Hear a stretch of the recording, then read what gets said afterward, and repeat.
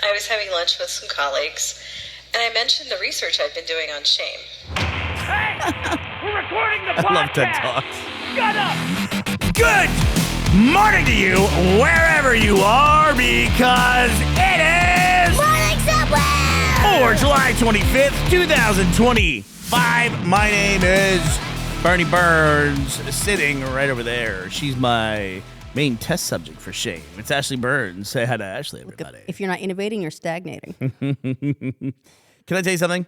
We're going to talk about Hulk Hogan like right out of the gate, but when you are front and center in a slow news cycle like the Coldplay couple was at the beginning of this week, how grateful are you when celebrities start dying because it takes away all that attention? Right, like suddenly people have something else to focus on and you're not the main headline absolutely everywhere. Resignations flying left and right at your company that does, I don't know, something. Out of all the things in that story, the thing that upsets me the most is that they named the company Astronomer. And it has nothing to do with space. I don't understand some of these tech companies, like when you look at them and you try to figure out what the hell they do, and you cannot figure it out. First of all, it's virtually impossible to just Google Astronomer. What does Astronomer company do? It's very, very hard. This is the closest I've gotten. Astronomer is a data infrastructure startup specializing in workflow orchestration, primarily using its proprietary platform, Astro, built on Apache Airflow. Based on that, do you have any idea what they do? I understand like why there's more mattress firms on every corner in America, the mattress stores, than I understand what that company does. And why would you name that company Astronomer if it does that word salad of tech garbage? No clue. Wouldn't, as a company, you would have to call them and go, we want to do business with you. And then I would have to understand what the fuck the business is. There are so many like B2B companies, like even me saying B2B, business to business companies, the businesses that serve other businesses, that if the average person reads about them, like, I don't understand what it is. Yeah, like you do what now? Like we're an SAP company that can help you run your CMS system and achieve your KPIs and ROI. It's like, what does any of that mean in any way whatsoever? I feel like a lot of, like, if you have a conversation with someone who speaks in nothing but the jargon, they basically, at some point, people have to market themselves using that, right? Like, I understand these things. You need me to work for you to understand these things. Right. Like, I'm like, all right, you're hired. I don't want to hear another one of those things. Talk to me in words. These are the jobs that AI should take. These ones. They should take that. Anything that you can't explain to a toddler what it is, that should go to AI. Then like we keep all the other stuff, you know. Right. Let's keep the thinking stuff. Stuff that just makes goddamn sense. Like I feel like you cornered somebody at the company. Go, what do y'all do here at Astronomer? It's like, does it have anything to do with astronomy? Like, no. We get that all the time. Yeah, no. It doesn't have anything to do with astronomy. It's like, okay, so what do you do? Logistics. Well, you're going to love this. Garbage. Astronomer apparently wasn't even their first name. The company was originally they were called physicists under before. the name User Cycle. User Cycle. Okay. All right. Great. Well, in news that we can all understand a little bit better, Hulk Hogan passed away. I believe he was 71 years old. He was. So that's the big news. Earlier, a few days ago, Ozzy Osbourne passed away. Now we've got Hulk Hogan. It's and Malcolm Jamal Warner and Malcolm of the Jamal Cosby Show. Warner. So we're getting a bit of a run. It happens. I'm not sure why it happens. I'll never forget. Was the year that did David Bowie and Robin Williams die in the same year? That was a bad year. Well, in hindsight, not such a bad year, because I remember when we were in that year and everyone's like, man, get us out of this year. We're so tired of all these celebrities that we love dying. And that was like 2015, which is the last good year that ever happened to us. Well, technically, David Bowie was 2016. It was January 2016, but that was a whole bunch. I remember it was right before the big election, and it was like everyone was talking about what a horrible year it was. And I thought, man, looking back on that year and how badly everyone wanted to get out of it just seems so silly in hindsight. Well, that was a bad month. Alan Rickman also died January 2016. Did he really? Yeah, that was a rough month for like me and all of my like young crushes. Yeah. I get it. But Hulk Hogan dying at 71, it does feel young, but it also doesn't feel that young to me for somebody who was a professional athlete. I would call him a professional athlete, right? Absolutely. Have you seen like the stuff that those guys do? They're putting their body on the line on the regular. What do you think is the closest like athletic pursuit to wrestling, what would you classify it as? Football? I would say acrobatics. I They're guess like, so. they're like I mean, acrobats. it is professional like acrobatics, Yeah. right? Like you're having Yeah. to do a lot of like there's stunts and you have to like make sure you're landing right on stuff and you're hitting people correctly to minimize damage. And that's all incredibly difficult while you're also performing and putting on a show and getting hit with chairs. And is it fair to say, too, that it does feel like there's a certain level of fitness that then starts to work the opposite in terms of longevity? Like, You mean like there's everyone says like, make sure that you're active to live longer and so on, but you pass a threshold where if you're overactive or something, the life starts to go down. you start to drop off, right? Like you're too active. You're wearing yourself out. I think that it also depends probably on the type of activity that you're doing. If you are hitting each other with chairs, that is going to take a physical toll. Also, right? your approach to how did you achieve this level of physical fitness can also be it. And let's also note that he was like the wrestler in the 80s, right? And with not a lot of safety protocols that are probably in place now happening in the 80s. Yeah, and it's hard for people to understand who didn't grow up in that era just how big a deal Hulk Hogan was. Like, I used to watch wrestling as a kid in the early 80s, and we would watch it on UHF channels, which weren't even the main networks. They were like your small independent. I don't know, are there UHF channels even left? Don't even know. Are they all affiliated with some of the major networks? But Hold on, imagine looks an like independent Astronomer is television running station. all of them? What's that? Astronomer is running all of them? They're helping them actualize in 2025. But it was like these small, like I went to some wrestling events in person in the audience at the Sam Houston Coliseum, which is like the week before was where they were showing cattle in an auction or something. Yeah, I mean, with all like the dirt floors. And then like Hulk Hogan comes along mid 80s, late 80s, and they were doing stuff on network television in Madison Square Garden. It was a major, major change. For the WWF, which now is the WWE. Do you remember that whole I do, the big trademark? changeover. Yeah. I remember him from The Nanny. The Nanny. Yeah, he popularized the genre of film in which like a strong, buff, hypermasculine dude takes care of little kids. Oh, I thought you were talking like the Fran Drescher show. No, there was a movie in the early 90s, The Nanny, and I remember it because on the cover he's in like a pink leotard with a tutu and stuff taking care of these little kids. And I thought it was hilarious. For me, I was like 10 at the time. Height of humor. Like the best movie that could come out. I think there's been another one since then. Like Vin Diesel did one, like that kind of movie where you get like, it's fun. I like those, and that's what I think of. But did I ever tell you I met Hulk Hogan? You did? Very briefly, but it was just at the beginning of the Fragdoll days, and we were doing like a tour at this like radio sort of conference, and he was there with his daughter who's promoting her singing career. And Brooke Hogan? Yes. Yeah. So we met him just briefly, and I was like, it's Hulk Hogan. Did he hit you with a chair or anything like that? Tragically, no. No. I was waiting for it, but never. Was it in person? Big dude? Big dude. Yeah, because you never tell when everyone's like relative to each other.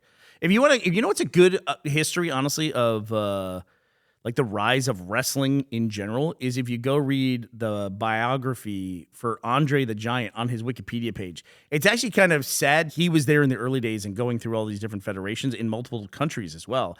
And like they wanted him because of his stature and his appearance to be a villain all the time, and he didn't want to be a villain. Sad. It is kind of sad. It is kind of sad. But it's like that's what I'm talking about with an example of that's a guy who's like well outside the norm of the normal physical appearance, and so you don't expect that person to live as long.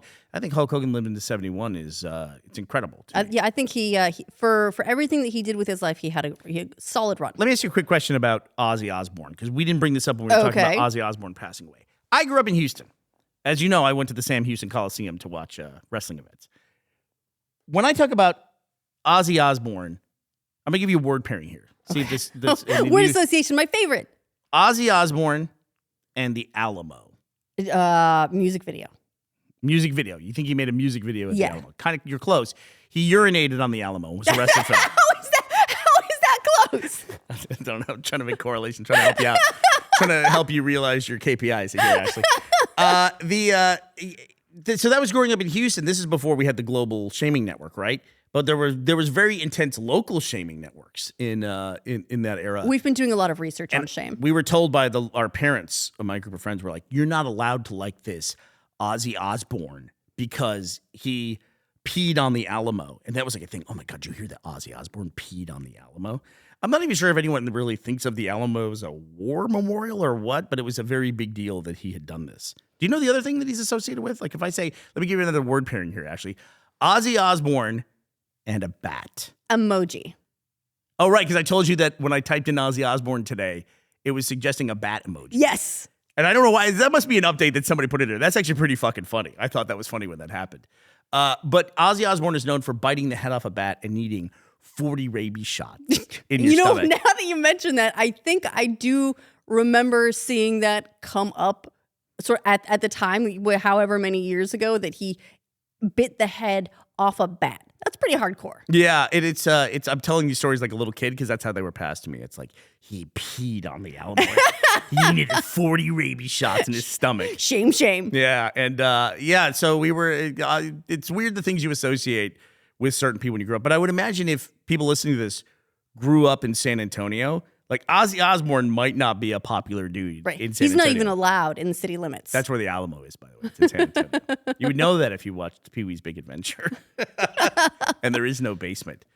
So speaking of people getting arrested for doing silly things, what's this story about Chuck E. Cheese getting arrested in costume?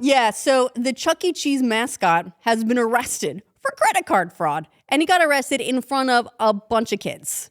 I know. So this mom had her kid's like birthday party at a Chuck E. Cheese, and then afterwards noticed that it was that a bunch of fraudulent charges had been racked up. They ended up tracing it back to this Chuck E. Cheese location, and the specific employee, I guess, when she was there, he was like the ticket taker, but now was in the mascot costume. So the cops roll up, and they're gonna ask this mascot to please step outside and talk a little bit. But he starts getting all tense and jumpy. And so they decide that they just need to cuff him right there in the Chuck E. Cheese in front of, I don't know, however many dozen kids are there, and arrest the Chuck E. Cheese mascot in front of everyone.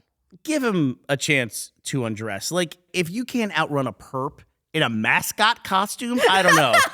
Is he really going to get away? Look, have you seen some of the mascots, first of all? Like the ones that are doing like the push-ups where they like push themselves up onto like a next level of tables up. And so there are some, first of all, very athletic mascots.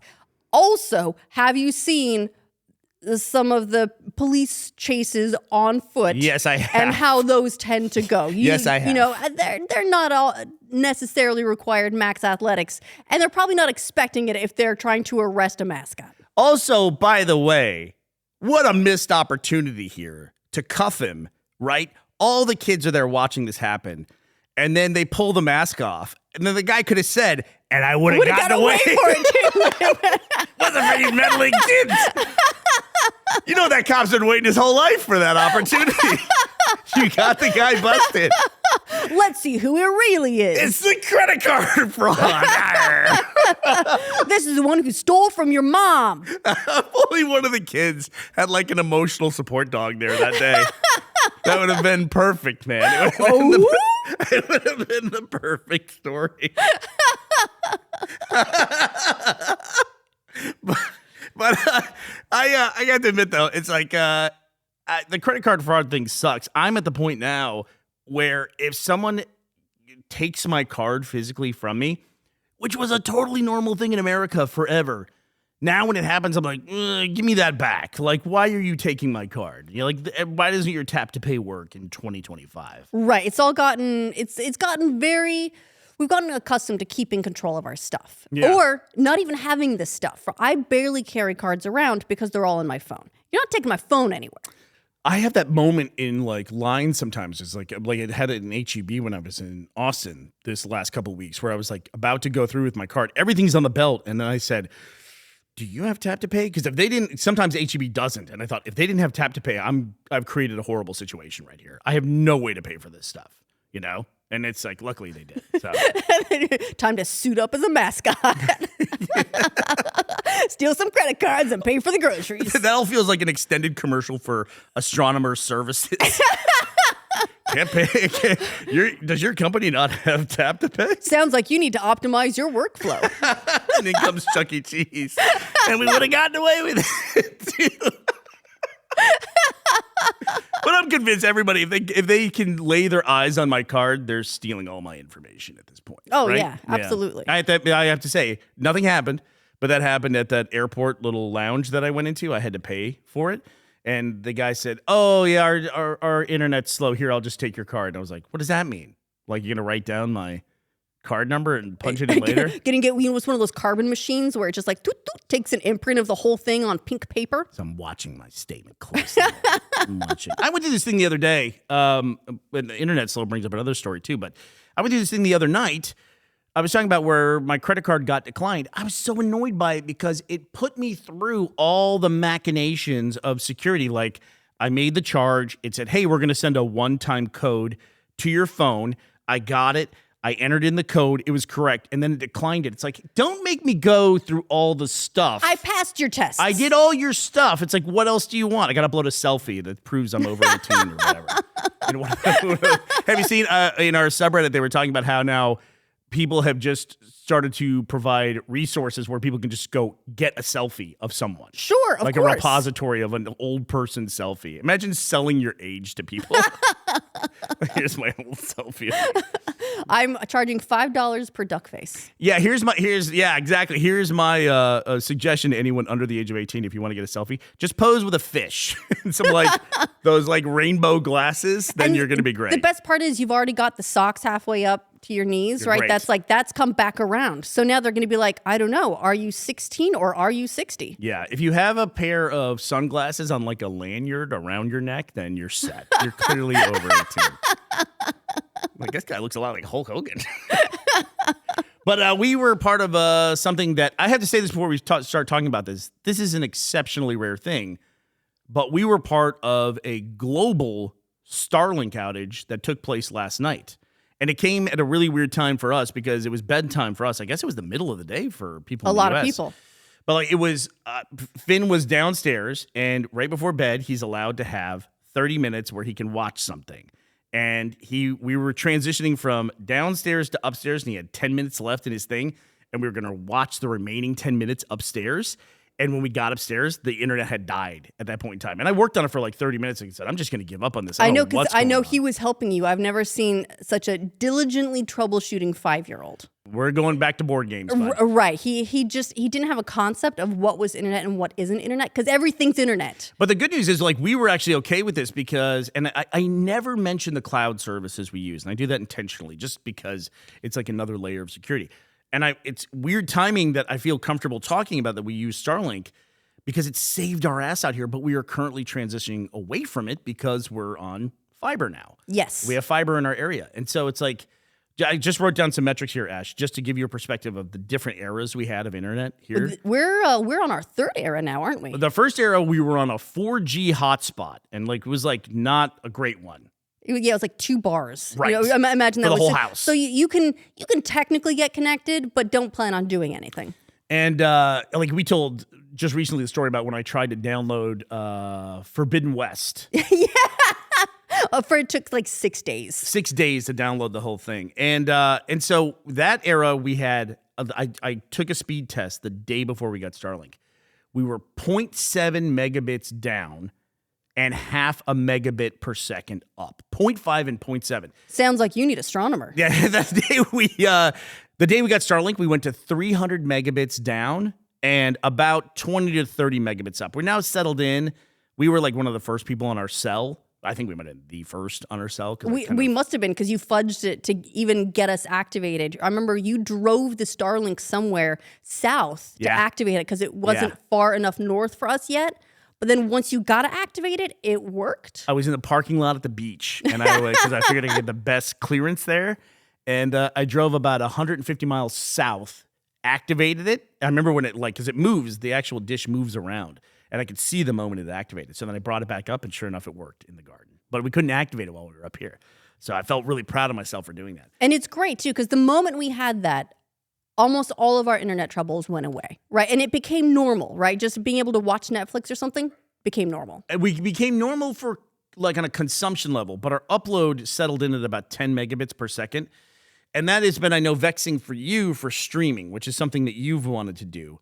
For me, it's like even just uploading this podcast, the final product of the podcast is an MP3 that's about 35 or 40 megs. That's it, not huge. And I can tell you that I have to upload it 3 different places, and I don't upload them all at the same time. I do Spotify first, or excuse me, Patreon first. Then when that's done, sequentially, then next I do Spotify, and then I have the thing that does the transcriptions as well. So I do those all back to back, but never at the same time because it's just long enough to be annoying. And you don't want them to like get confused. Yeah, and that's like a 30 meg file, right? 35 megs. That sounds in Austin when I do it. It's on fiber there. It's so fast that when I drag it into the box, it just goes to the next screen. I'm like, did it work? But you assume that it's broken? Yeah. Yeah, it is. We are a fringe case in needing a lot of upload. Most people consume download is like the primary thing, and upload is not as important. But where we are trying to upload things, that's been our bottleneck. So with fiber, that's going away, which is great. Our fiber is 110 down and 140 up. So we're faster on the up. It's great. It's fascinating. It's really fascinating. I was testing it for uploading the podcast. It's great. Although it's like, I'll have to look into a way. Is there a way you could have 2 services if we really wanted to maximize and have one do our download and then one do our upload would be better. But no, it's just worth it to be able to save it. Like we'll put the Starlink, we have the equipment, we'll put it in a box. And then if anything goes wrong, you can just activate it over its own network instantly. So it'll be great to have it out here just in case for future outages. But this global outage that happened, it really is very rare. It's been a very reliable service on a service level. Of course, you have weather stuff that can affect something that's a satellite, and then the upload speed isn't fantastic just by the nature of the technology. But it really has been very reliable service. And is there any word on what exactly happened? I read some speculation from somebody who said they were an engineer on Reddit, and they said that maybe there was something with the mesh network where the satellites all talk to each other, where they were pushing an update, and he said a word that scared the hell out of me, which is they might have soft bricked some of the satellites. And the reason why it was coming up slowly over time is the satellites had to pass over a ground station to then push the update from the ground as opposed from the other satellites. Okay, so for the only details we got from Starlink is the outage was due to failure of key internal software services that operate the core network. All right, fair enough. Which sounds like word salad. I was going to say it sounds like a press release from Astronomer. Just write, oops. That's it. I mean, honestly, if they explained exactly what it was, we probably wouldn't understand that either. I'd still be like, stop with those fake words and just tell me normal. Man, I remember how slow the first era of internet here was. It's very educational because you learn what all of your devices do in the modern environment, like how they always want to check, even if you have a downloaded library. You know, your Spotify and your Audible, they're still going to try to check. yeah, like, hey, let's see if there's new cover art for this song. And it's like, good Lord, you have to wait for shit to time out all the time. And then even something as simple as like taking a bunch of pictures of the baby at the time. Which we do constantly. So if you have like 30 or 40 new photos in your library, in the background, your phone uploads that to your cloud archive. If you have that kind of thing, we were well aware of that because we would end up with a backlog of like 150 photos. And when we go into town, then we would upload all of them in a parking lot. We would sit in a parking lot and watch a progress bar you've probably never seen on your phone, which is the cloud backup of your photo gallery. And we would sit there and go, oh shit, why did I need a 5-minute video? We'd be sitting there watching it slowly upload. But we're going to get to erase that all from our memories because with fiber, we're not going to think about it again, theoretically. You know, there's no way to really tell, but I've often wondered. Like, I think I've talked about this with my game library, the updates. I've now gotten to the point where I just delete games that want to do a massive gigabyte update that I know I'm probably not going to play. Because it's like, yeah, I'm not paying attention to that. That's got to cost something somewhere. Like, we always analyze, like, what does crypto cost or AI cost when you make a prompt? Like, what does it cost us on an environmental level? Right, like we've got the water bottle scale for AI prompts, right? But do we have one for game updates? Like that At some point, there is data being transferred that you're never actually taking advantage of. There is a whole layer now to our lives where there's constantly data being transferred back and forth between our devices, like when we take a photo, when it updates our apps, when it does everything, when it checks for cover art on that whole layer has to be an enormous amount of resources being spent, and we don't ever analyze that in any way whatsoever or talk about that. Like, what is the impact of having a connected life? It's got to be something. It can't be nothing, right? That would be one optimized workflow, Burnie. Yeah, I'd be curious what that is, and how come there's never any push to like make that greener in some way? Like, you never associate green initiatives with, oh, our apps don't update but once every 4 weeks and that's it, and it's greener. Like, you have to update it manually. I had an email client that I swear to God updated once a day for like 4 months, and it was insane. It was insane. And I guess they probably thought they were doing a service, but once again, when you have a 130 megabyte update, not that bad, but it takes you like 20 minutes to download that, then you notice it, and you're like waiting to get into your email because the thing has to update. Just like it was an educational process in our lives, Ashley, to realize just how connected we are, but how that connection relies on things that aren't necessarily ubiquitous. Well, I would like to say a big thank you, Burnie, to the people that we're connected to today. That's Darwin Auditore and Hunter Comans. Thank you both so much for sponsoring this episode of our show at patreon.com/morningsomewhere. All right, if you're a member of the subreddit, go check out the subreddit this weekend for some updates on some things we're doing there. And then the Patreon will have more information about the beta site. And maybe you'll be seeing very soon some information about the open beta. And by very soon, I mean very soon. All right, well, that does it for us this week, ending July 25th. 2025. We will be back to talk to you on Monday. We hope you will be here as well. Bye, everybody.